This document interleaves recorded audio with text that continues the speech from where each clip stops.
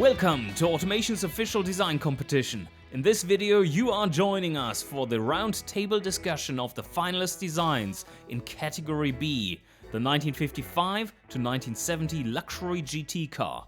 Your hosts Chris and Rob are joined by today's special guest and judge, the car lover. Stefan is a long-time member and admin of the automation community. He has shown his automation and design skills by winning several of the categories in our first official design competition in 2018.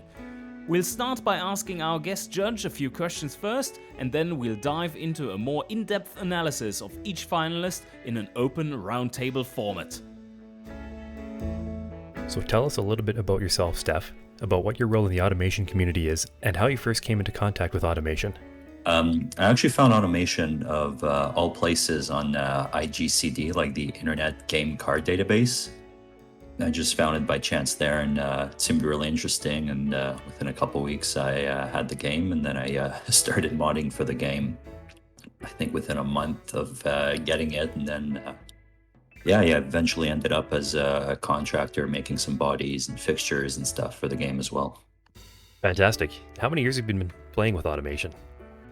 Been just about 7 years at this point. I first picked up the game in October 2015. So you're one of our long-term players then. Yeah, definitely not the longest, but longer than most. For sure. And of course, you're one of our admins on the Discord community and on our forums as well, so pretty prominent role there as well, in addition to your role as a modder. Yeah, I was one of the first people on Discord as well, long before it was anything official. Yeah, it's been a long history definitely with you. So I guess the next question is, how did you get interested in cars in the first place? I've kind of had an interest in cars my whole life. Definitely got it mostly from my dad, because he's a big car guy as well. And he's especially a huge Toyota guy. So it's like, I remember when I was a kid, he had a 1985 Toyota Celica I thought that the pop-up headlights on that thing were the coolest thing at the time. And since then also our other family car at the time was a Toyota Land Cruiser, and he's had a collection that's only grown over the years. So it's just something I was around my whole life. Fantastic.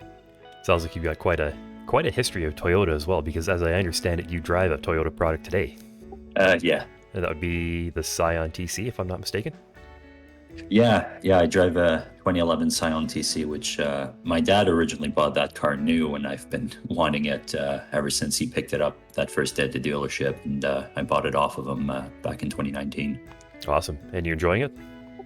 Yeah, it's a good car. It's a good mix of something pretty fun and also practical. Like, I can just toss my mountain bike in the back and everything, and it's a solid car. It's can't go wrong with a lift back, honestly. Yeah, exactly. Many of our viewers don't necessarily know, you had a bit of an interesting car history yourself beyond the TC. Can you maybe just tell us a little bit about that? I don't think it's really that interesting, but my first car was in early 2017. I bought a cheap, beat-up 1987 Toyota MR2 for $900, and figured it would be a good project car, but turned out to... the more I worked on it, the more rust I found. Like, everything under the spray-on undercoating was rust. It was basically to the point that I could have probably Flintstoned the car. So I ended up having to get rid of that. I parted it out, made my money back on it and stuff without ever actually getting to enjoy it. So it's something I'd definitely like another one someday that actually runs. And then after that, my first actual car that I drove and that I was able to drive was a 1999 Subaru Legacy Outback. And according to some documents that came with the car, it was originally imported from California, but it was apparently used for a short scene in the 2008 movie The X-Files, I want to believe.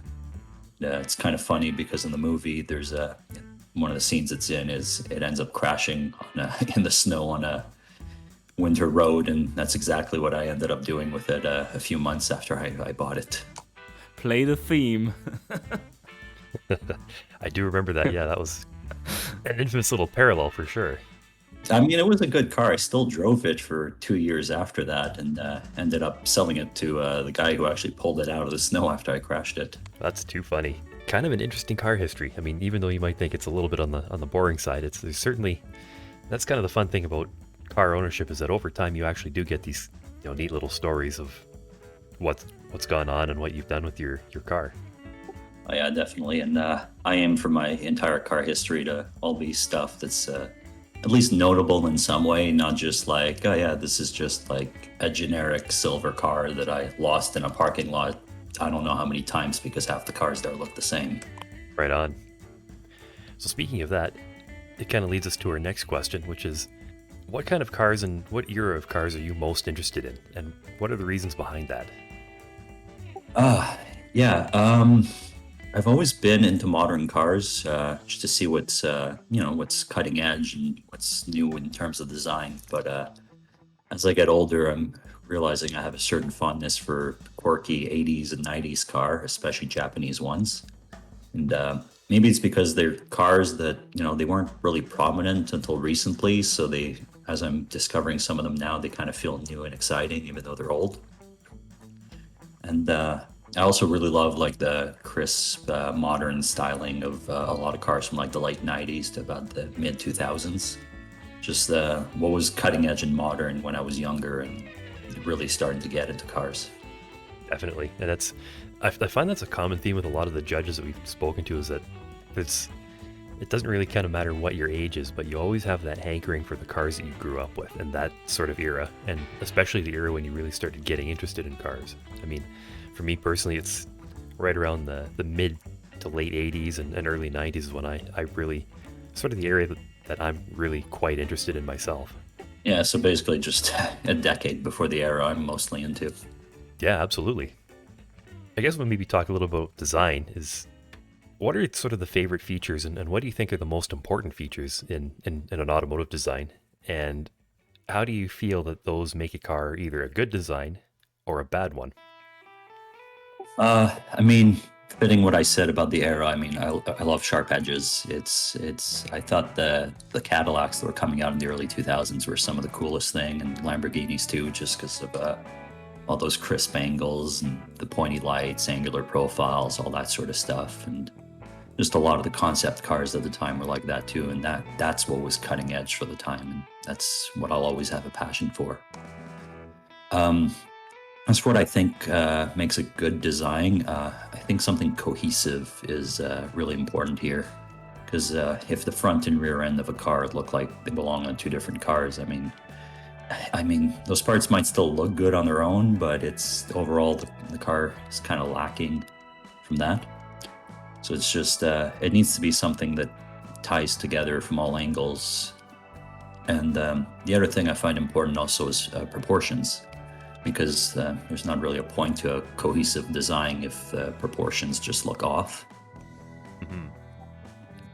And yeah, as far as what I find bad, it's like I said, just a car that's not cohesive. But I'd also throw in cars that are uninspiring. Just the stuff that really seems to be like a design by committee that checks all the boxes, and it's just designed to not be offensive, but ultimately, it's like, yeah, okay, it might not be terrible to look at, but it doesn't contribute anything to the automotive landscape. Yeah, those are some really good points, actually. Having a cohesive design, the car has to tell a whole story from front to back. And if you're to imagine, say, instead of a car, you have a book. If the start of the book tells a different story than the back end of the book without really anything in between to connect those two, it doesn't really make a whole lot of sense. And automotive design is kind of similar in that regard. It all has to make sense in context with everything else that's going on in the car. So another question that we've been posing to all of our judges so far is, what do you feel is the future of automotive design, and what are you most excited about in that regard? I think the future is pretty exciting, honestly. Yeah, sure, right now we're getting a bunch of generic crossovers just painted in a bunch of shades along the grayscale, and I'm sure eventually we'll also be getting a bunch of similarly uninspiring autonomous boxes for the masses. But yeah, I think the transition to electric cars is what's really offering a lot of possibilities for a complete revolution in automotive design. I'm sure most consumers wouldn't really care so much about that, but I think those do have a passion for cars. There's definitely a lot to look forward to, even though a lot of them might not be too happy about changing over to electric cars. I think that's just very much the next step, and there's just so much potential there. Absolutely. It's a theme that we've talked about a few times, not just in our server, but it's very highly discussed within the car community that this is maybe one of the biggest transitions that's ever happened in automotive history. And it's almost like we've completely reinvented the car, and the possibilities are seemingly endless. Yeah, it's almost like being back in the early 1900s when they were still figuring out what worked best, like steam, electric, or internal combustion. And I mean, at the time, internal combustion won out, and cars have kind of followed a pretty steady evolution since. But at this point, we're back to another of those periods where, I mean, right now it's battery electric vehicles that seem to be in the lead, but who knows what might end up potentially replacing those in the next few years, and where car design goes from there. Absolutely. So I guess our final question then is, this is always a bit of a fun one, is if you could snap your fingers right now and go work for any car company as a designer, which one do you think you'd be most interested in working for? Right now, I would have to say Hyundai. And that's because they've really been pushing the boundaries of designs recently, especially with their new EV models. And I think that would really be an interesting and exciting place to work with. Pretty much, I get the feeling that my ideas could reach the showroom a lot more undiluted than potentially from in a lot of other companies. Cool. That's a great answer. And I do agree that Hyundai right now, at the time of the recording of the videos, they just go from strength to strength, it seems, in their designs. Everything they do is just spectacular in it. It's just all bangers. Exactly. It's fantastic. I did come up with another question for you before we jump in. It should be a short one. So I was wondering, in the 2018, the last big design competition, you were one of the most prolific designers within automation back then, and you won in, was it 2 categories or even more? Like you made several top 3s, if I remember rightly. Yeah, 4 categories or something. 4 even, yeah. Okay, yeah, that was like, oh no, not him again. But your designs were outstanding. How do you feel car design and automation has changed since then, apart from the obvious being more possibilities? There's just a lot more detail that can go in. There's the idea of a good design has definitely, like, the bar's been raised a lot, especially since we've gotten 3D fixtures and I've been able to do all these crazy interiors. But yeah, it's definitely next level. And honestly, I find the cars that I made back in 2018, they're just they do pretty badly in the current competition, just with how much things have evolved since. Oh yes, I would make the bold statement that is not so bold, that many of the winners back then would not even be in the finals now, from just the pure design aspects of them. And back then it was more or less enough to have a really nice set of interesting fixture combinations put on there, and an overall well-proportioned car. And nowadays that is just the absolute baseline for design, it seems. But of course, not everyone gets that right either, as we shall see moving into the finalists here. I too also participated in the 2018 design competition. Oh yeah, you did. Yes, you won one. And I found myself in 2nd or 3rd place many times to yes, that you did. as well. Yeah, which was, Yeah, I remember that. yeah, you two had a fight off. That was good. everybody else, and especially us too. It was a lot of fun. But I too look back on the designs that I made back then and think, wow, things have really progressed since then. I mean, I wouldn't even think twice looking at those. They just feel so average today that actually they feel below average today. It's just incredible how much things have progressed since then. Yeah, they feel like almost like a draft compared to what's possible now. Because some of the cars, like, because I've submitted into a few categories in this competition, and some of them have been kind of remaking cars that I made some years ago, and it's just the original car I made was more kind of like a draft, and I just throw in a lot more stuff on there and just take it to the next level. So, on with the slideshow with finalist number 1 here. All right. Well, yeah. To me, this is definitely the card that stands out as being the most beautiful out of all the finalists. It's I do find the design is not necessarily the most creative. It seems like an amalgamation of a lot of different cars, different luxury Grand Tours from roughly the early to mid '60s or so. But I find it's very well executed, and just the overall profile of this car is just excellent.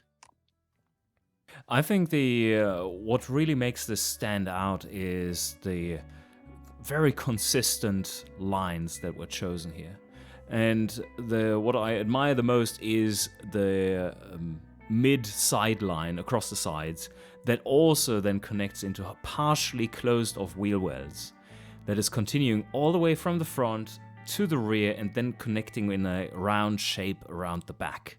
That gives the car a really consistent feel to it. And I do like in general, the attention to detail with all the little hinges put on there and very precise lettering as well. Kept it rather toned down, which I think is very appropriate. Yeah, generally this one has a very pleasing shape to start with, and I'd also like to point out that the color choice is fantastic. The way that the builder has chosen the color and created it with, where it almost has just a very hint of a glow to it, just a little bit of pearlescent and metallic, but not really in your face, is a very nice choice. I will say that the design kind of falls apart a little bit on the sides. There's a little bit of sloppiness here and there, especially with how the chrome line between the two flared over fender or wheel arches transitions to the chrome strip that runs through the door. And I'm not 100% sure about the implementation of the vent in the bottom of the engine cover and how the chrome strip transitions into the door. And the hinges on the door they're a neat touch, but if you look from the front 3/4 or the rear 3/4 view, you see that the angles that the hinges are at would actually prevent the door from opening in the first place. It's because the hinges are on such an angle that they'd essentially lock the door in place.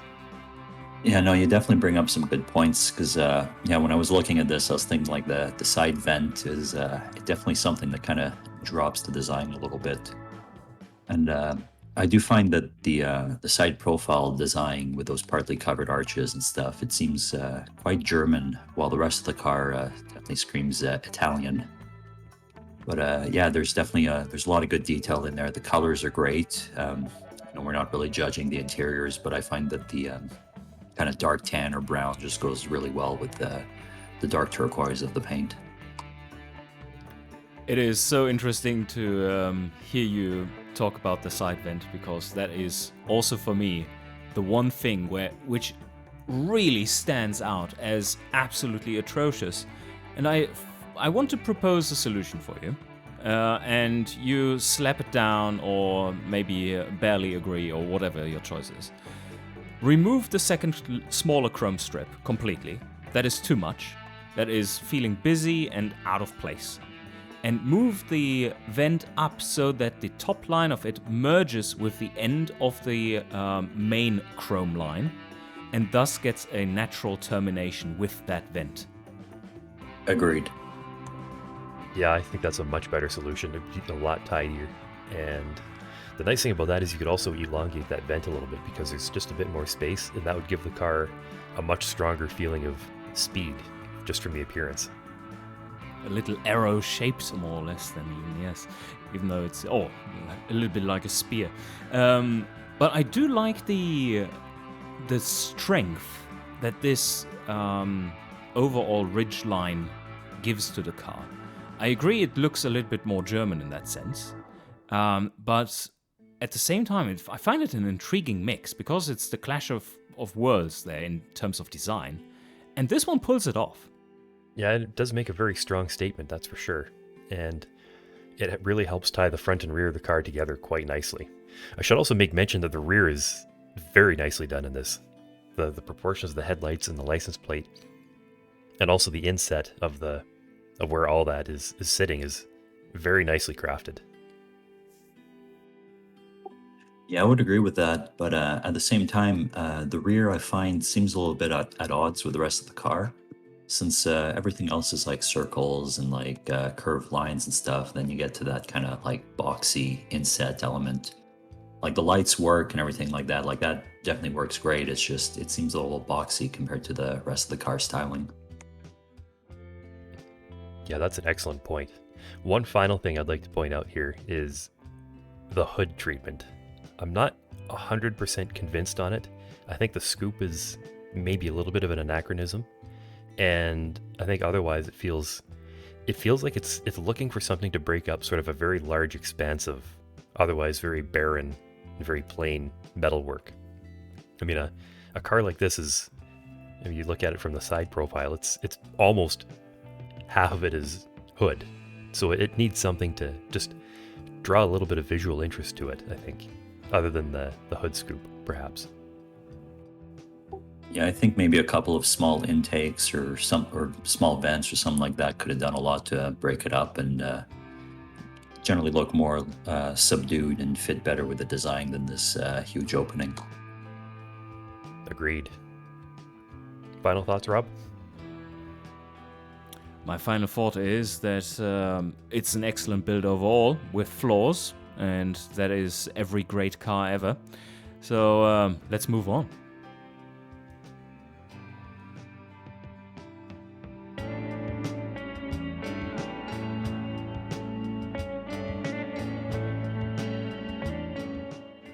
So for this one, I find it's definitely one of the more aggressive designs here, especially with those pop-up headlights. I'd say the front end can definitely be likened to a shark in a sense. And the fin, or not the fin, but just that chrome line going across the whole car, it certainly adds to that kind of fish-like element, I guess you could say, or shark-like in this case. But at the same time, I do find that the side profile just doesn't look quite as sleek as one would expect. It's just so much cabin and so little hood, and it feels like it's a little too practical for a luxury Grand Tourer in a sense. I found it almost a little chunky in a sense. It doesn't feel elegant with the general proportions.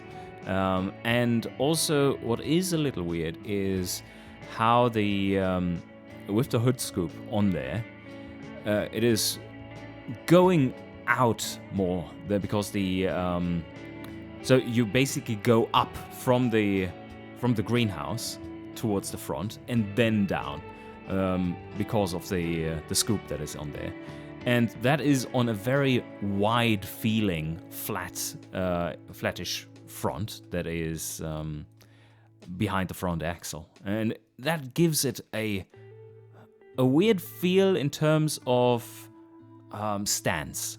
It's like flat and static instead of forwards moving and like projecting. And overall, I don't quite like the line that goes, the ridge line that goes across the car. Oh, no, a longitudinal with the car. Across the window and all the way to the back. From the back it looks good, but from the front it feels odd. So the back view here was spot on, but from the front, I don't know if that makes it look a little weirder than it should. Yeah, I tend to agree. Like, the idea of the spine is a really good one and a very unique one, but I'm not really sure with how it's been done here. Some of the problem, I think, is that with a car like this, you would expect that if it has a spine running over certainly the windshield, that the windshield glazing would be a lot flatter. So you'd basically have two panels that are sort of meet at a point, whereas this is a very conventional curved windshield, so it doesn't really look like it works that well. I will point out though that I really, really like the front end of this car. Like the interplay of the pop-up headlights and the indicators and the bumper and the grille are just absolutely 100% spot on. Like that is near as makes no difference about almost perfection, I would say. And taking the rear just by itself, I would also say is very, very good. The choice of fixtures, the shapes, how they're organized, the tasteful lettering is quite nice. I'd maybe move the badge down from on the right hand side onto the rear metalwork instead of on the deck lid. But other than that's a very minor nitpick in that regard. But when you do look at the car from the side, I agree that with what Stefan and Rob have both said is that it just doesn't really feel sleek enough. Like the cabin is quite long, and proportionally with the hood, it doesn't really work. It feels like it should be a much longer car. The other thing I'd like to point out is there's the treatment of the bodywork down below the sort of the center line of the wheels gets a little bit unusual, with where you have the sort of scoop out behind the front wheel, and then it immediately transitions into a body molding right behind it. It gives the car kind of a weird, like it doesn't really know what they were doing in the first place. Like they wanted to make it really narrow at the front and then really wide at the rear, and it's a strange combination, I think. Oh yeah, now that you mentioned that, because I thought it was just a weird thing with the reflections, but looking at the rear three-quarter view, I definitely see what you mean about it being notched out. That is, it's definitely unusual, and I'd say not quite ideal. I think to make the side look sleeker, could have probably done better with like the A-pillar in the front of the doors just moved further back, and basically just sacrifice any potential practicality of that back seat, because honestly, as a luxury Grand Tour, you don't really need that. But yeah, so if it was to sacrifice that and just elongate the hood and get rid of that notch, you would get that nice sleek profile. And as for the spine, it's like I like it overall, but it's true that having that spine cutting across the windshield, it seems more 1940s than 1960s, which this car clearly is. So it's, but yeah, it's definitely like what Chris said, that front end with the pop-up headlights, the grille, the indicators, it is just beautifully crafted, and it's a great looking design right there. It's just kind of a shame that the side profile ends up, and the shape of the cabin ends up taken away a bit from that pretty much perfect front end and rear end design. And I would like to add that overall it is a pretty consistent design, and the spine helps with that too. It's just not quite as fitting as one would want. Overall I also really like it in general. And I thought first that side cutout or body molding was a mistake that got left in there somehow, because it does look so odd, and why would it be there even? I couldn't make up my mind about that one, but it certainly seems like a design oversight with the way it is left in here, as we can see there. It gives weird reflections, and it does look as if someone had an accident. Another thing I'd like to point out is the color choices in the car. The sort of brick red paint is maybe a little bit unusual, and I'm not really sure it flatters the car that well. The other thing I'd like to point out is that with a really light colored interior like this, it's probably a good idea when crafting an automation car to maybe just darken the windows a little bit, because I find, especially from the quarter views, I find my eyes really drawn towards the cabin and into the car instead of focusing on the details that are on the car. It's almost distracting, the really light colored materials inside. Yeah, no, I definitely agree there. It's if the red paint was, let's say, a little more vibrant, a little more like crimson or something, would certainly help the car's design overall. Or I feel like this would go really well with a really nice, like, rich navy blue with some nice flake to it as well, and that would go well with the tan interior too. But yeah, no, it's full agreement about that weird kind of like notch under the wheel. It just doesn't add anything to the design, and if anything, it really detracts from it. From what's an otherwise like very beautiful car, it's just like I said earlier, the side profile lets it down a little bit. But all things considered, it's still just so finely crafted and detailed, and just like the previous car, it's one of those designs that it feels like it's almost perfect, but there's a few parts of it that let it down a little bit, just like any real car, pretty much.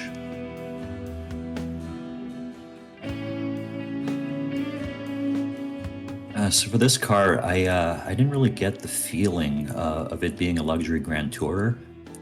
It looks more like a premium trim on an otherwise pretty conventional car. It's definitely earlier in the years, I can tell, but overall I find that it looks too small and upright.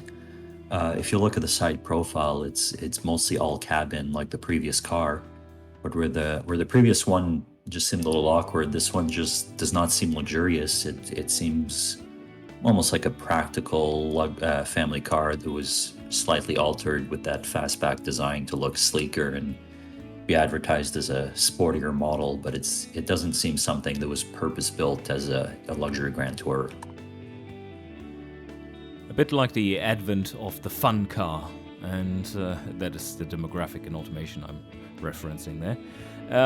And I agree with that. And also, I was first having some doubts about the error correctness of this, as this seems very early 50s to me, at least in terms of design year. And overall, it also is rather simple in its design.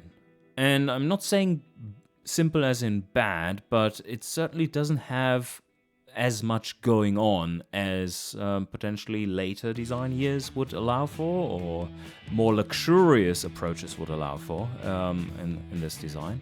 And there's just not as much attention to detail you can give this then, apart from, of course, the inside, which we're not really talking about that much right here. Has the same problem with the eyes being drawn to the interior, because the windows are super clear glass, and the rear window seems to almost disappear. The fixtures on the front and the rear seem a bit like let's see what more we can fit on there. And on the rear, simple enough, like nicely strung out on a string.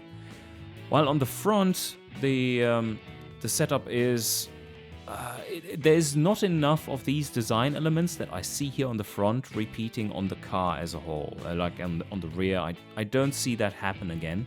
And there are definitely some interesting shapes here. What do you think, Chris? Yeah, I tend to agree with that. My take on the front is there's not really kind of a cohesive level of anything. Like you have the headlights on one level, you have the smaller driving lights on another, and then you have the indicators and the side vents on another level still. And there's not really a whole lot of cohesiveness between them. I think if you move the driving lights up a little bit so that the bottoms of the headlights and the driving lights were more or less or are actually at the same level as one another, I think that would really help with kind of the coherence of the front. The other thing too is I'm not really sure about this small strip of chrome behind the badge. It just kind of stops randomly. It doesn't really seem to continue and terminate in kind of a satisfying fashion, I don't think. Overall, the design, I think, this is maybe at best what you could call sort of a junior Grand Tourer. You know, it's very obviously not like a fully premium car. I think part of it is certainly the full 4-seat interior is maybe sort of the same issue that we had with the previous car, is that a lot of Grand Tourers of this era were strictly 2-seat cars, maybe a 2+2 if they were quite large, or aiming to be more practical, whereas this one feels like it is a full 4-seater, and it does mean that it's maybe not as, it doesn't have the same feel of just pure excess that you'd expect from a really high-end luxury car. I will say though that I do quite like the rear of the car. it's very period appropriate, especially if you're thinking of sort of a mid to late 50s car, in that it's a lot of the cars of the era were basically just, well, let's just put what we have available on the rear just to satisfy the rules and be done with. And I think it captures that quite nicely. I should also mention that the color is spot on for a car like this. The dark green it's very handsome. Yeah, it's going back to what I said earlier, this almost looks like it's they took a regular family car and then it's like, we need a premium model, and then they slapped on some extra chrome like that. This line kind of going behind the badge on the front, slapped on some extra lights, threw on some chrome on the side, and throw on some big wheels that don't quite fit. Like if you look at the rear wheel, it just seems way too big for the opening for the fender. Like it's normal to see the top of the wheel covered up by the bodywork, but it looks like it's ill-fitting in that space, and good luck changing the tire pretty much. But yeah, that said, the colors are definitely great. I was definitely drawn to the dark green with the kind of tan interior. And I feel like the essence of the front end styling is nice, with a kind of vertical double kidney grille, the position of the headlights and the bumper, like that part looks great. But when it gets to the driving lights and the vents and indicators, they don't seem really cohesive. So it seems like the front end is a good starting base, but then they just kind of went along with, let's see how much we can throw on there, instead of maybe going for a kind of less is more approach that might end up looking a little more elegant. While the rear end definitely it feels, I find it feels a little plain, but certainly era appropriate and certainly elegant. And I do like that central exhaust. That's a nice unusual feature that looks pretty sporty, I find. I have another thing to point out that I found quite interesting, and it requires the front view first. And that would be that you see the hood, it has some body molding applied to it, and is quite tasteful from this view. And now let's go to the side view, and it completely disappears. Like there's nothing there. So there's no synergy between the front and the side view in those terms. I found that rather interesting, that it disappears so much. And then I do have a little bit of an OCD trigger warning here, and that is those chrome strips behind the side rear window. And those seem to have random lengths and random distance from the window. I can't make sense of what the design approach there was. It doesn't do its job. Yeah, it doesn't really seem to reference either the shape of the window in front of it or the shape of the bodywork as it slopes towards the rear trunk lid particularly well. It's just kind of doing its own thing, it seems. Yeah, this is I feel like the design is kind of let down by all the chrome that's been slapped on. And I'd say strip away all the excess chrome and the excess lights that have been added on the front and that sort of thing, and then you have a pretty handsome and, let's say, premium family car with an air of sportiness to it, but certainly not a luxury grand tourer. So it just feels like this car doesn't really belong in the segment, and it would be a great car if it didn't try to belong in this segment.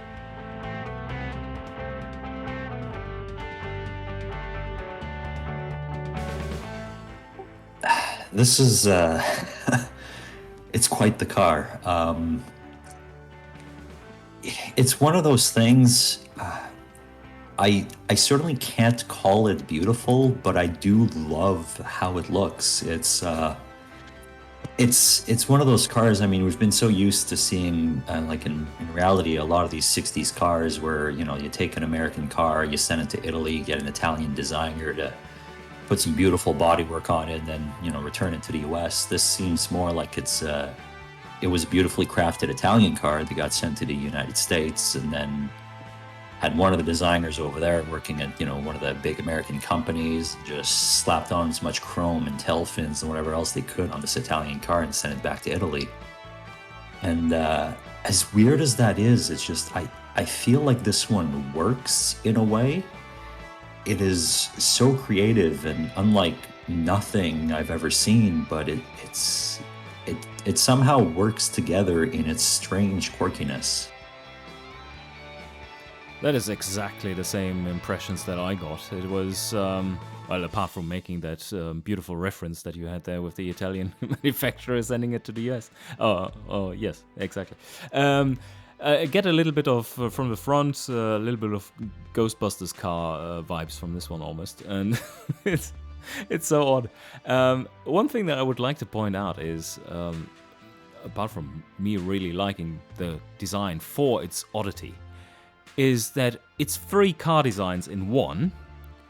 The front, the pure front, the pure side, and the pure rear all look completely different in terms of design. I wouldn't be able to recognize the car if you were just showing me the one side of that, like either front, side, or rear, and had the car in a different color each time. I wouldn't be able, if I hadn't seen the car before, wouldn't be able to tell it's the same car. Not a chance. And that is very odd, considering that I overall find the design works. Usually I tend to react quite drastically to inconsistent designs, and this is a supremely inconsistent design, but somehow it pulls it off. Yeah, that's a very good point, actually. From the front and from the side, this car looks absolutely spectacular, even though I think maybe the profile of the cabin is a little bit awkward in places, with certainly with the upright windshield and the sort of long and a little bit bulbous rear end. A choice was made with this car, as with several of the previous ones, to actually have a fairly substantial back seat, which I think may have affected and informed the proportions that the builder used ultimately for the car. But what I'd like to point out, though, for me at least, is that once you get to the back of the car, there's really no other way to put it, but unfortunately it just falls completely flat on its face. Especially with the placement of the lights and what's going on and behind the tail fins it's kind of incomprehensible to me. I mean, my thought is I would have put the brake lights and the reverse lights and the tail fins where these silver sort of ends are, It was such a common thing to do with that kind of a design. Or if you're really feeling bold with this era of car, you could have put the brake lights in pods, sort of like what you'd see in like a Cadillac Eldorado in the fins. It feels like they went so bold with the rest of the design, and then when they got to the tail lights, they just said, oh no, we can't do that. We have to do something normal. We have to do something conventional. And I think it really suffers as a result of it. Yeah, no, I definitely agree. The rear end is it's definitely more subdued than the rest of the car. Had it been a pure 2-seater, or even going a little more 2+2, the roof could have been pulled in more, and it would definitely emphasize those tail fins a little more. And yeah, putting the lights in the fins would have certainly helped. And this goes back to it seeming like it was an Italian car that was sent to the US to be restyled, and like the lights were already in that general area, and they just kind of added the fins, didn't move the lights, since it would have been too much work or something or other. But yeah, the lights don't really fit the design too well. And I gotta say, the front end seems, strangely enough, it seems a little French to me, I find. So it's definitely really a mix. And as I mentioned, like I like a consistent design. And I do find that this design, as strange as it is consistent in a way. Consistent in pretty much looking like, an Italian car that was sent to the US to be restyled. So the front, side, and rear, they're all a mix of a certain restrained European elegance that's just been taken absolutely wild with some American excess from the 1950s. One little thing I wanted to add as appreciation. Those indicators that are sitting on top of the front wheels, they're so cool. What an idea. It's brilliant. Yeah, that's a brilliant, absolutely a super cool and very unique feature. And it's also something you can almost see them doing too. If they don't really have room to put them, it's like, well, let's just put them on the fenders and be done with. Yeah, and I feel like the colors also work really well for this one. I know we haven't really talked so much about this. Not much to say about the interior. It just looks, black and red, which fits well. I feel like maybe black and white would have been better suited to the exterior. But that bright red with the white accents is just that's pure 50s American right there, and it suits the car well, especially with the white lines on the tires too. And then you have those wire rims, which seem very European, and it's just everything about this car is very much just a clash of cultures. Yeah, it's very much consistent in its inconsistency, but it really does work in a way. Something I'd like to point out is the accent along the side of the car. It's extremely well crafted, and if you were to look a lot closer, it's actually a whole bunch of decal fixtures that change the color to actually get that to look correct in the light and not have sort of a whole bunch of really weird reflections in it. That requires some very patient fixture placement, and they've done a very good job of that. I also don't think that's actually paint. I think that might actually be like a steel or a chrome. Well, it's not a chrome, I don't think, but I think it's a steel material instead. So it's an interesting choice to essentially make it a three-tone interior or exterior with the red, the white, and sort of a steel accent. I should also point out that this body naturally doesn't really have very strong body lines, so the builder here actually created one with the chrome and steel strip running basically from the nose to the tail, and I think it generally works quite well overall. One thing I'd like to add to that, while you're talking about that strip running there, is that it does have the wrong rake, but it does work for this car because of how much weight is put on the front with the larger area and the new color coming on there. And it is just adding to the oddity of the design, and it really makes the car work. I love it.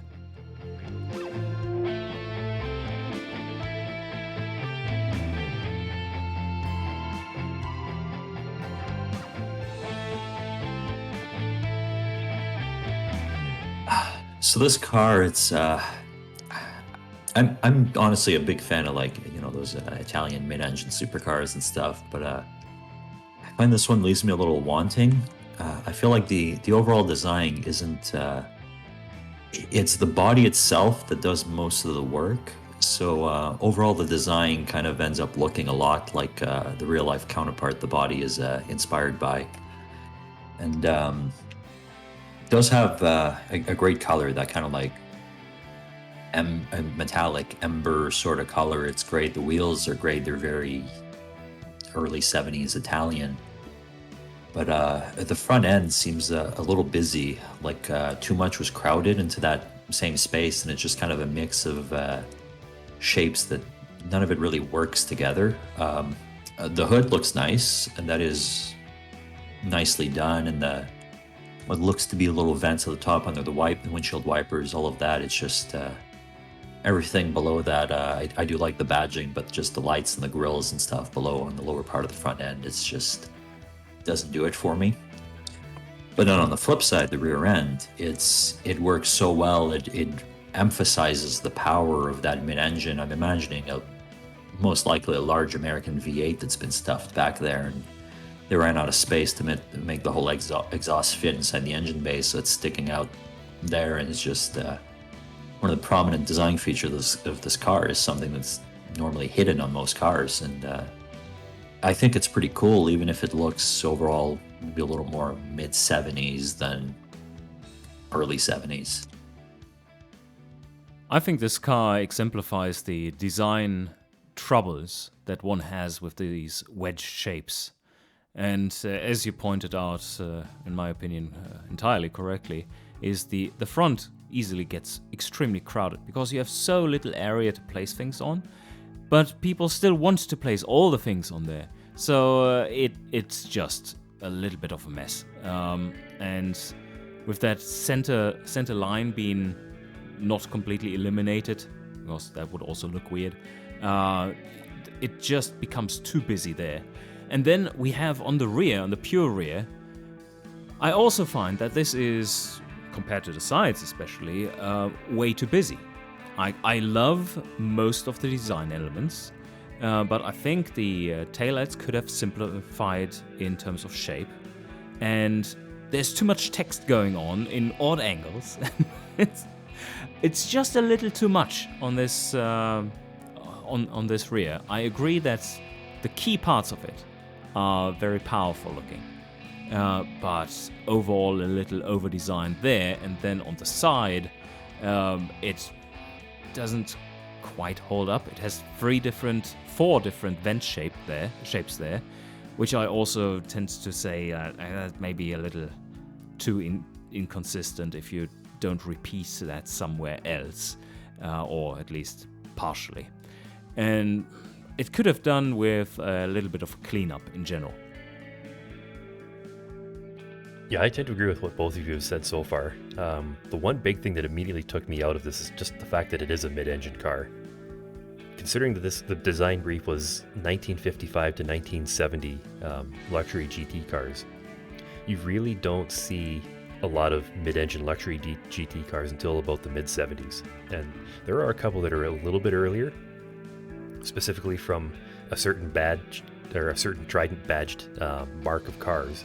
They definitely got into the mid-engine GTs that look actually very similar to this, but they did come a bit later than the design brief. So the car is maybe a little bit of an anachronism in that regard. One thing I'd like to point out beyond what everybody said about the front is that it's when you have such a wide and low front, what you need to do is you need to build height visually. So you need to make the car look taller and less narrow. And unfortunately, cramming all of the fixtures down low like this makes for a lot of width, but not for a lot of height. And it gives the car, especially from a pure front view, as we're seeing here, a very, very wide, very, very low, almost unpleasantly shockingly wide and shockingly low. It's not really a particularly great look. I should also point out from the side that there's the level of all the fixtures, like the height of the side strip, the height of the bumper on the rear, and the height of the bumper at the front isn't really very consistent, and it doesn't really take your eye cleanly from front to back very well. Comment from the rear, I really don't have a whole lot more to add, especially from what Stefan said. I really, really very like the exhaust sticking out like that. It's a very cool feature, and it also helps helps add a little bit of weight down in that part of the car. This body is it loses a lot of the depth, just the natural shape of it in that part of the car, and it's nice to just add a little bit back to that in that regard. Something I should point out as well is if you're going to be doing a light colored interior, it's nice to have a little bit darker windows. This car pulls it off pretty much perfectly because you can see the interior, you can see the detail there, but it's not so bright and it's not so conspicuous that it's just pulling your eye into the window and sort of avoiding the rest of the detailing in the car. Yeah, no questions. No questions about that. The window tint works really nicely with that tan interior, and I imagine, like, in reality, this would look quite beautiful with the windows down and appreciating the tan with the orange.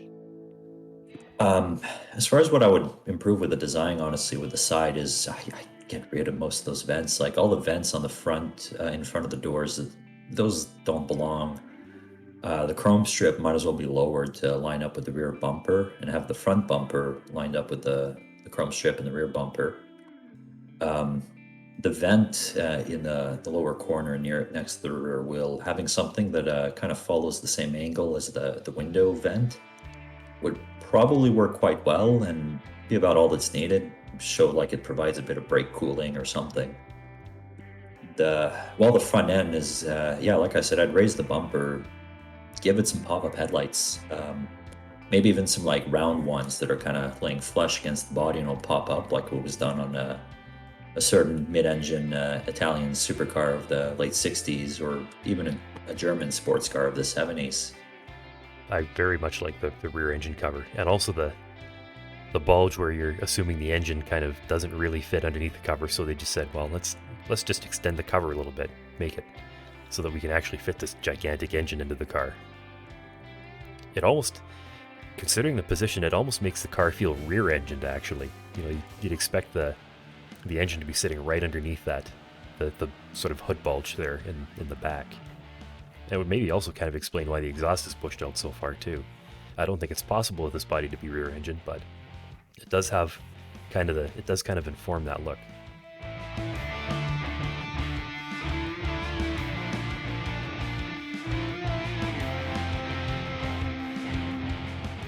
Yeah, so this one, I find it a little odd. It's a design that I find interesting. I don't really find it attractive, but I find it interesting. I don't feel like it's a luxury Grand Tourer. As I mentioned in my comments, this looks more like something for the track than the European countryside. Um, it it almost seems like something that maybe would have been a luxury Grand Tourer at some point, and then was potentially modified in maybe the late '70s or something, and turned into some kind of high-speed highway racer of some sort. And I like the overall shape of the car. It just has some detailing that seems weird, and there's even a point where I would say this one almost seems like cyberpunk in its design rather than an actual like period car. Just like those mirrors that almost look like they're exhaust trumpets or something, and the lettering on the side, the kind of like riveted headlights, the weird kind of fins on rear fenders, that chrome line, and it's all stuff that doesn't seem to fit from a real car. So that's why it comes off as looking like some kind of like cyberpunk, or at least like futuristic car from a period movie or video game or something. Oh yes, I do agree with that. The swaying down of that line towards the rear of the side there is very much like I would probably say steampunk more so than cyberpunk even. But just from the front, I was thinking about it like, that's not a human face, that's a cat face. Isn't it? Am I seeing things? That's to me it's trolling.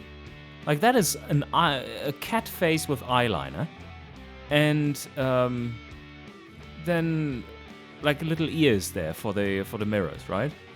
That is. Am I seeing things?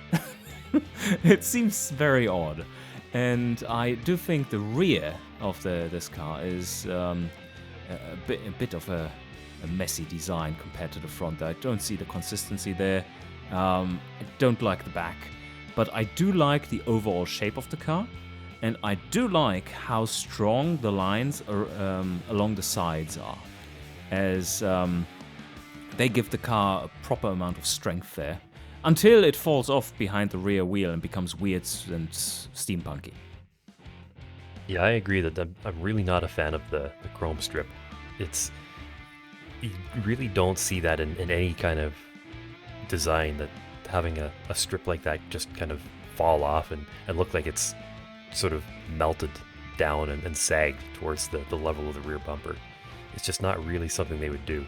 What they probably would have done instead is have the strip sort of just gradually disappear into nothing, just tapering off as it went over the rear wheel arch. One thing I will say is the builder's treatment of the greenhouse on this car is absolutely fantastic. Like, it is such a cool shape. The flat black is really, it really makes it stand out. I really like that. I'm not really, as pointed out, I'm not really a big fan of the whiskers on the front. It's a really weird choice.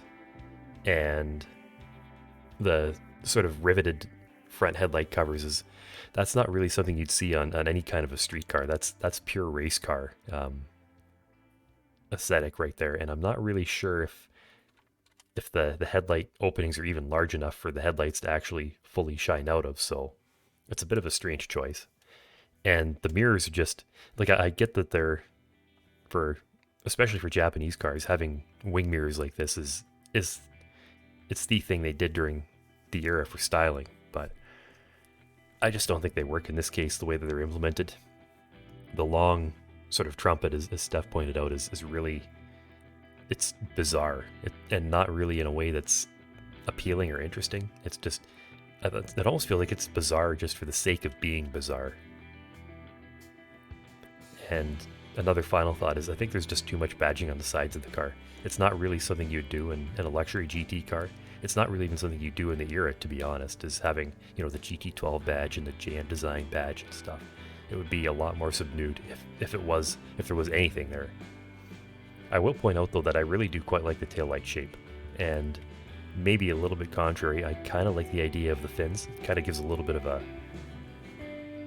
It's a strange choice, but somehow, if the fins were longer, it would actually be a really interesting touch. And it would be kind of reminiscent of like a Volvo P1800 in that regard. Just kind of a hint of a fin, maybe not quite as prominent in terms of height, and certainly a bit longer, maybe extending almost to the high point of the rear wheel arch would be a very interesting choice otherwise. Yeah, those side badges, like I said, this looks a lot like it's a modified car, and those side badges look more like decals that some third or fourth owner of the car would have put on there to try to make it seem more interesting or something, and it certainly doesn't look factory. And while on the side profile, like the full side profile, something that irks me is the shape of the door window. It's like that window would not go down into the door. It's just like an OCD trigger kind of thing. But overall, I do love the roof shape. I do like the louvers in the rear window. And as for that chrome strip on the side, I think if it, instead of drooping down, had they continued it into those little kind of like ailerons they have on the side, that would have worked nicely. Since those are trimmed in chrome, it would have been a good way to terminate the chrome strip and really tie the car together. But yeah, I feel like the rear end of this car certainly looks a lot better than the front end. It's a little busy with all the lights, but I do like the brake light fixtures used, the louvers, like I mentioned. It's the kind of like... it seems to have a bit of a body kit, which seems a little modern for the car, but I feel like it suits it well. It seems maybe a little more mid-70s, if anything. But yeah, going back to the front, I'm really not sure about the whiskers and those rivets and what looks to be like more rivets up at the top of the hood near the windshield. I'm not sure what that's about. It's yeah, the front just has a lot going on that is really not necessary and just doesn't seem like factory equipment. But yeah, overall, it just feels like this one, there's a nice car underneath, but somebody's grandson inherited it and just kind of slapped on a bunch of extra stuff. That's an interesting way of putting it, and I can see exactly how that happened. One more thing is that they accidentally dropped the paint bucket in the interior with the wrong color, because that is looking horrendous in my eyes. That green, the shade of green that they've chosen, it's a bit more of a bluish green. I don't think that works at all in that tonality with the rest of the car. Or even the rest of the interior, for that matter. Like the seats are kind of an off cream beige color, and then with that sort of malachite green trim in the interior and the dash, it's a really strange combination. I mean, we're not obviously marking the car for the interior, but it doesn't really, even looking through the windows, it just doesn't really look right. Something I might also point out is the indicators and reversing lights in the rear. I think if you're going to go with the cat theme at the front, you might as well go with the cat theme at the rear and make those little vertical strips inside the existing braking lights, and because you can actually even see that there is almost like a little vertical strip inside each of the brake light fixtures that you could easily repurpose to be one of them to be a reverse light and one of them to be the indicator. That might be kind of an interesting look. Yeah, and it's exactly the kind of color combination you'd see in the era. So, I mean, I'd give them points for that, but certainly in combination with the interior, it's almost like You know, as you said, Steph, somebody inherited the car, or it's like a third or fourth owner, and they've made a lot of changes. And maybe one of them was they repainted the car.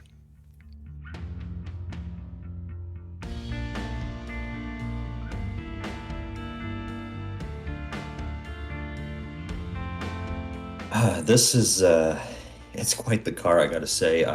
I do rather like it, but it's hard to gauge the era it's from, because for the most part it looks like a mid to late 50s American car, but then with how square those headlights and taillights are, and like the massive air intake on top of the hood, and just the kind of the boxiness of the bumpers, that all seems more mid to late 60s if anything. So it's kind of an odd car in the sense that it's almost like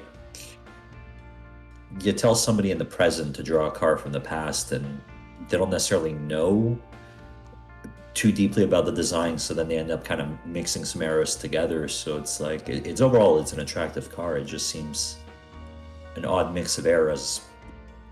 And I do find that the suspension's a little too tall for this kind of thing, and it almost looks like some of the bodywork was maybe cut off of the bottom, just with how tall it's riding. It could definitely do a lot better as a luxury Grand Tourer, to be sitting lower with the wheels a little more flush in the arches. But yeah, I love the dark kind of burgundy paint. The bright red maybe would not have been my first choice for the secondary color, but it does work quite well. And yeah, I gotta say, this almost looks like a 1950s muscle car, a little more than a luxury Grand Tourer. Oh no, you stole my line. No, that's exactly what I was thinking there. This doesn't look like a luxury Grey Tourer, or feels like a luxury Grey Tourer to me. It looks like a little too early muscle car, and it has great design elements to it. I really enjoy the front and the layout of the headlights there. It feels right. If we forget about that luxury Grand Tourer thing, it feels right. And along the sides, strong look, good shapes. Also, again, not really luxury Grand Tourer. This seems way too practical too, with the large boot and everything. But then, such beautiful design elements as the big red bright stripe that appears behind the rear axle and neatly ties to the back, and how the brake lights come out and protrude a little bit outside and then are seated in that more boxy shape that is coming out. I think that's a very interesting design, to say the least. And then the big lettering on there, keeping it simple, but at the same time it's not boring. I quite enjoy it. I don't think it really fits the brief, but the car design is cool and interesting and creative. The only thing that I'm worrying a little bit about is the side molding there, or that is stuck in the door and looking a little odd with how it terminates in the middle of the door. Yeah, I generally agree with all the points that have been made. One of the things that really makes this feel more like a muscle car than a GT car is the giant hood scoop on it. You know, it makes it feel like there's some enormous bellowing performance V8 in this car that, I mean, they probably would have a very powerful engine in this car if it was a Grand Tourer, but this feels like it's all about the engine. And it really, the scoop, especially from the side profile, like even with the bright roof, like your eye is drawn towards that scoop just subconsciously. And it makes the focus the front of the car and the engine by extension. I'm not 100% convinced on the 3 little chrome fillets behind the front wheel arch. It's not really a theme that's consistent with the rest of the car. It feels like it's just kind of tacked on just for the sake of being tacked on. Another thing that I'll point out is Steph mentioned that the paint is a burgundy color, but the more I look at it, it's kind of struggle with what color that actually is. Is it burgundy? Is it purple? Is it brown? It's kind of in a weird place, that color, and I'm not really sure the car benefits from it very well. Let me hazard a guess here. To me, that looks like it is a burgundy base color, and then it is a pearlescent towards black. And that would explain why it shifts so much between, in this three-quarter view, between the rear and the front. And if that were the case, of course, this would be highly inappropriate to use. But it does have an interesting look to it. Yeah, that paint's actually quite similar to the paint on my Scion, which is why to me it just jumped out as burgundy because, yeah, it's kind of like burgundy base coat with a kind of pearlescent on it that is darker. So like my car can look burgundy, purple, or black depending on the lighting. But with the paint here, if you look from the angle, like you see the interior, there's parts of it that are like 255 red kind of thing that is just, it's way too bright compared to the rest of the interior. I'm not sure what's going on with that because the kind of like, I know we're not judging the interiors, but like the darker red that's for most of the interior looks really nice, and as does the chrome on the dashboard or the steel or whatever that is. But there's just that bright red that, like was mentioned with some of the other cars, the windows are too transparent to the point that bright red really sticks out and it almost looks like there's a bright red light on in the car. But yeah, beyond that, the chrome strip on the side leading into that red accent on the back is great. And if you look at the front of the chrome strip, there's a subtle little GT text near the headlights, which I find that's an excellent detail. So it kind of like bulges out for that, and then it thins out along the bodywork, and then bulges out again heading to the rear end with the extra badging, the taillights. And honestly, this car is it's beautifully crafted. It is not necessarily the most appropriate for the category, but there's so much attention to detail that's been put here. And it's one of those things you can keep looking at it and keep finding other nice little details. I mean, if it was a category to make an imaginary 1950s muscle car, this could probably win it. It seems a little off for a luxury Grand Tourer.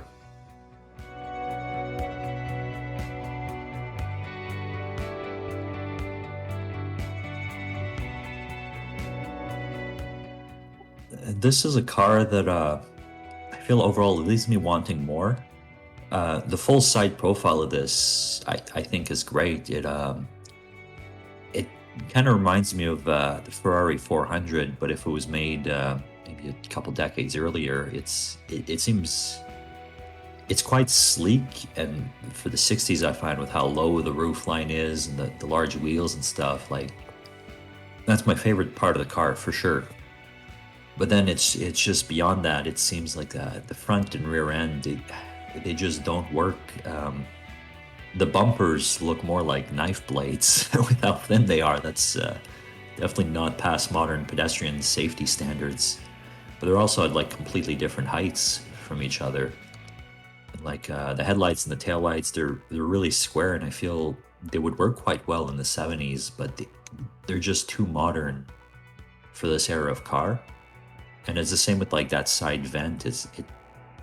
It's really square and just kind of slapped on there and doesn't fit with anything. It looks more like there was some empty space, and they just tried to throw something on there to fill the space without thinking too much about it.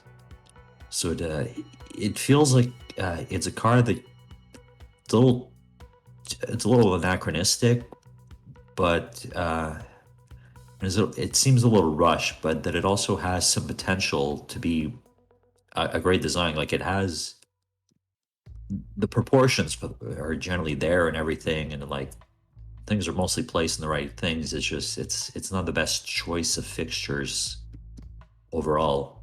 But I do love that offset hood scoop. It's maybe something we're more used to seeing on turbo cars in the 80s, but I think it looks really cool here, and it's certainly unusual, and I think that at least fits the car, and it's certainly my favorite element for the front end. If you go back to the plain side view there, I would like to point out the strange ridges along the side, or on top of the sides of the car, that are both sticking out at the front and then terminating right behind the front wheels.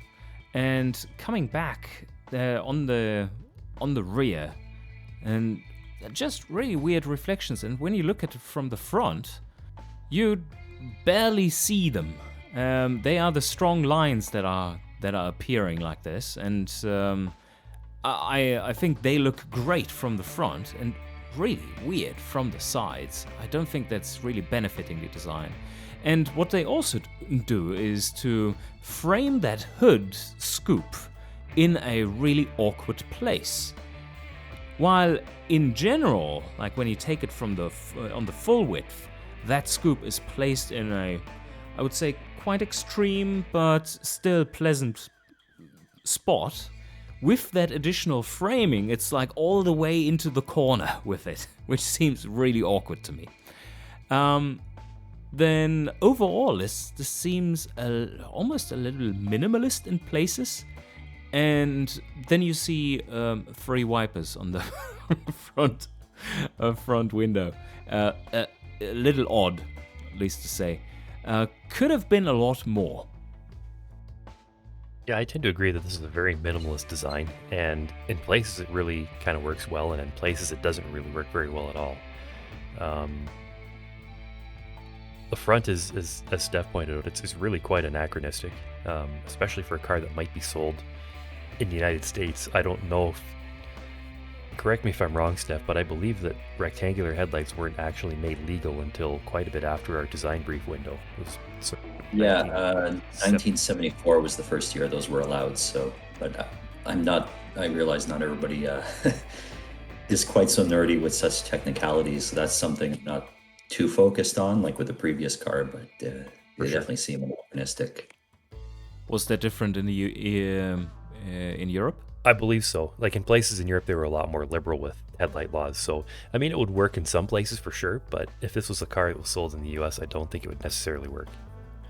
I kind of see what they were going for in the rear end. Like it's reminiscent of sort of the very, very early Lamborghini GT cars, in that they had those really almost not really blade-like, but sort of the split bumper and the tail light treatment and the exhausts. But I don't think they really quite got there with that. As Rob pointed out, the sort of strakes that run along the hood and along the trunk lid, they're a bit of an odd choice. I think, especially if you made them a little stronger in the rear.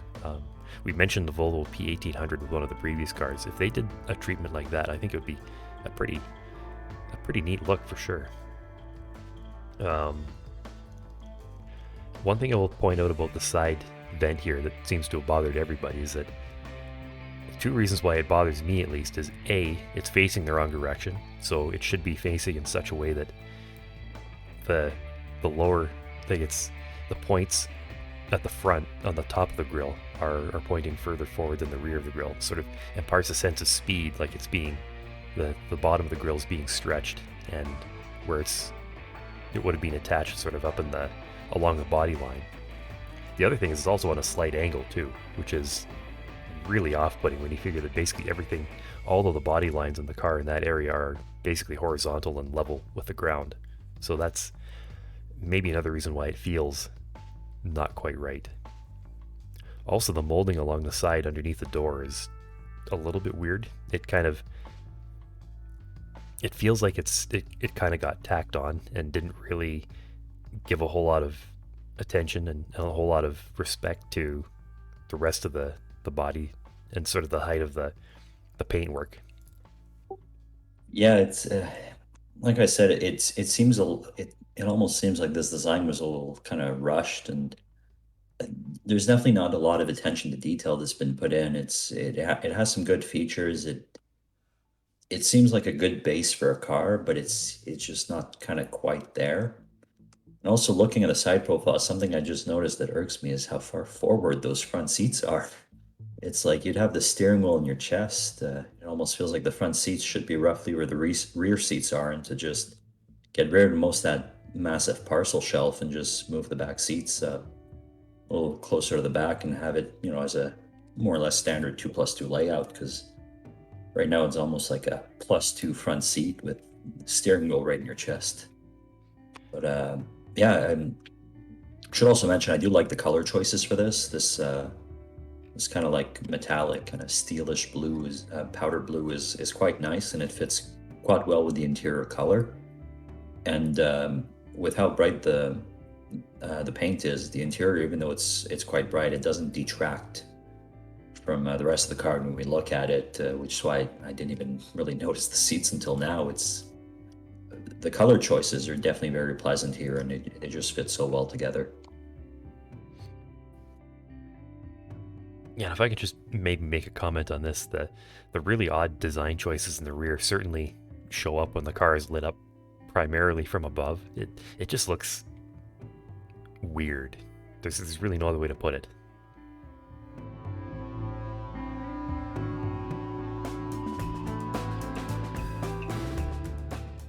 Well, this one's it's pretty interesting, and overall, it seems like a small and light and nimble car to me.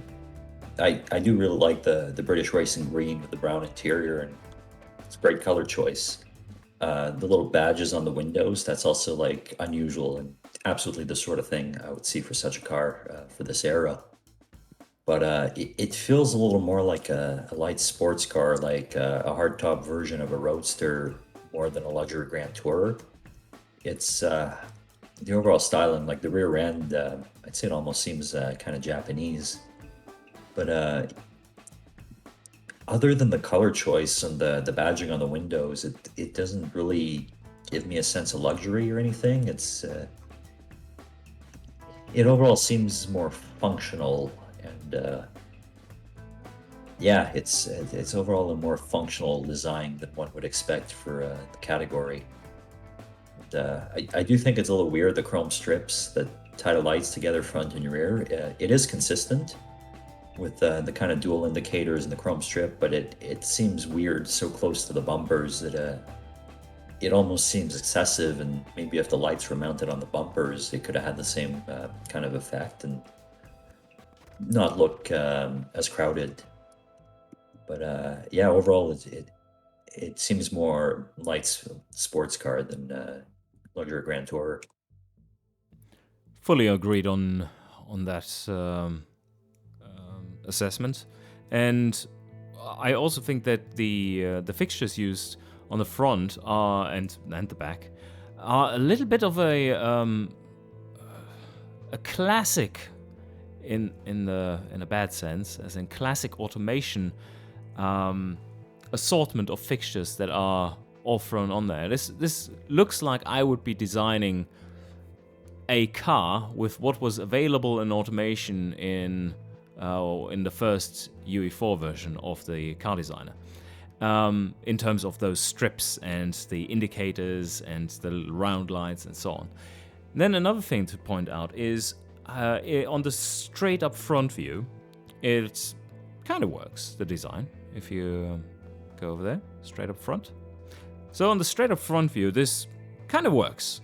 And then when you're going towards the straight on side view, this becomes a triple-eyed kind of aspect to it, with the scoop being really awkward in its shape, which is almost straightforward.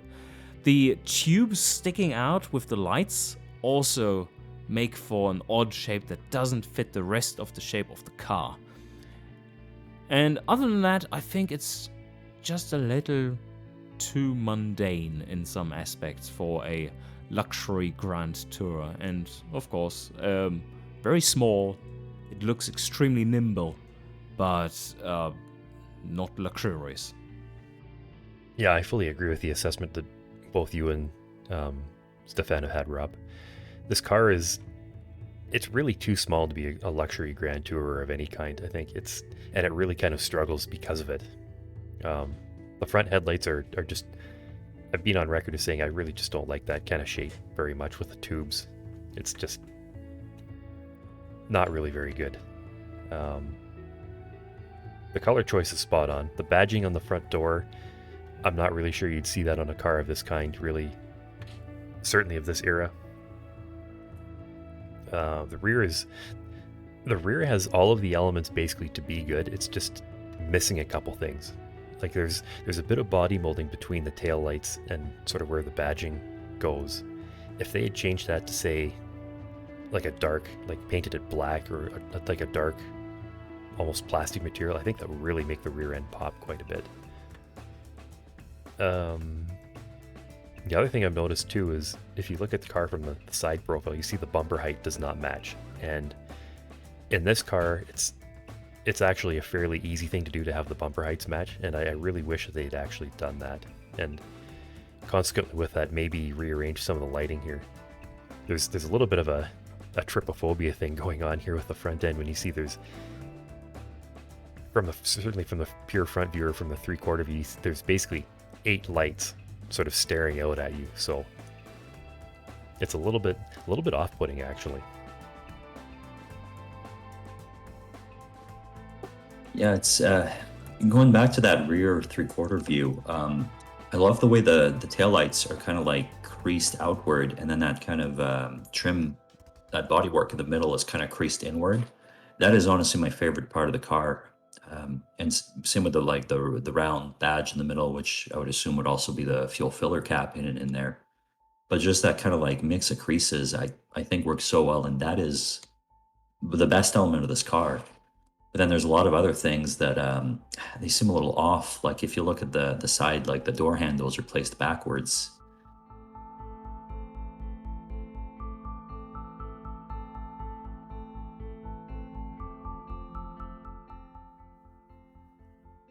The first thing that comes out at me for this one, as weird as it is to say, I find it kind of looks like a Ford Capri in a way. But overall, it is an elegant and handsome design, but it seems rather understated for the category. Overall, I would assume that this is probably early, maybe mid-60s, probably earlier 60s. And it is definitely well crafted. There's a lot of attention to detail. It's just like the previous car, it leaves me wanting more, but it's where the previous one is just, I would have liked there with more attention to detail. For this one, it leaves me wanting more presence from the car. This is, as I mentioned in my comment, this is something, it seems very stealth wealth. This is the sort of thing somebody rich would get if they don't want to stand out too much, but they still want a luxurious and powerful car. But because of that, it just seems like it's not quite there for the segment to me. I found this one to be quite elegant in its design, and so almost again minimalist, especially for what the category is. All the elements that are on there seem to be well crafted and well placed, and that alone, and still being a consistent look to it, quite like the front with the partially covered headlights there, gives it a little bit of menacing look at the front, but at the same time slightly sleepy. And I just think that this car might have been doing a little better in blue. Although then you would have a few more contrast colors there towards the Floridian colors. Let's call it that. Overall, I quite like the shape. Maybe a little bit too much of a hanging nose, if you catch my drift there at the front, with the indicator being so low. It seems like that is pointing down, while from the front, as soon as you see the grille and the side front view, that is no longer a problem. And although it does look down a little bit. Interesting lip on this one, and in general the lower lip that runs along the sides as well. It's quite understated from this pure side view, and just makes the car feel a little lighter from the side view, because that is an element that doesn't seem to be part of the body. But yes, overall I quite like the design, and I'm not necessarily longing for much more detail, but one thing that it's driver side mirror only, of course. This one would not have necessarily taken a hit from having that on both sides, but of course it's error correct to have it just on one. Overall, quite like it. It's weird. It's really weird. And this front view, also to me, looks weirdly modern. Not quite why. Well, I definitely have to agree with the assessments of both Rob and Stefan here, that it's a very minimalist design, but it doesn't really seem to suffer for it. You know, all the details that are here are very well considered and very well placed. I especially like the vents in the front fender. I mean, we've seen lots and lots of attempts at that so far in this category, and I think this is the only car that really gets it right, because it's so subtle, the shape matches, the angles kind of match with the shape of the wheel arch, and it gives it a little bit of presence that just otherwise was missing. Having said that, I'm not really convinced about the vent behind the rear wheel arch. That one's a little bit, it feels maybe a little bit extraneous. The rear, I like the rear design in general. I'm not really sure about the font of the badging. It feels a little bit too modern. If it was maybe spaced out a little bit wider, it would give it a bit more of a vintage feel. And perhaps even having, say, a little bit of an additional chrome strip kind of connecting them all, because it was, at the time they were looking to, especially if it was a small manufacturer, they'd probably be looking to save some cost in making a lot of stuff, and having a connecting piece between all the lettering would make it a lot easier to cast. They could all do it in one piece instead of having, in this case, what is that, 9 different letters, all individual little castings. So that's maybe just a little minor nitpicky detail that I think would be just kind of elevate it a little bit and make it feel a little bit more period. The shape of it's a difficult thing to change, but I'm really not convinced of the shape of the greenhouse, especially around the A-pillar. It seems a little bit on the steep side. A steeper raked windshield would really give this car a lot more drama, I think.